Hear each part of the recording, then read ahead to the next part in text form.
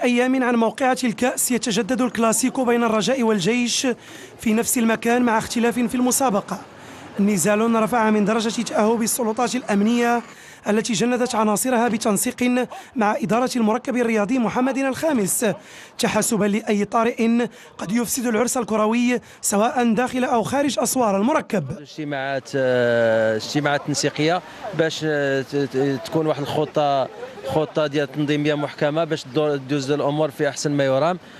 الفريق الأخضر الطرف المستضيف أعد أنصاره العدة لإنجاح المواجهة عبر تثبيت التيفو في المدرج الجنوبي سيكشف عن مضمونه قبل ضربة البداية بدقائق.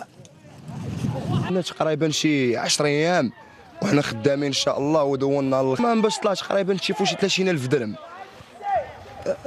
صافي هذا الشيء اللي كاين والمضمون ديالو راه هو واحد الميساج غنوصلوا للعاب ان شاء الله باش يكملوا داك الشيء حنا اللي باغيين. الجيش سيراهن على تأكيد التفوق الذي رسمه في ذهاب ثمن نهائي كأس العرش بهدف بن جلون، والرجاء سيرفع شعار الثأر للتصالح مع الأنصار.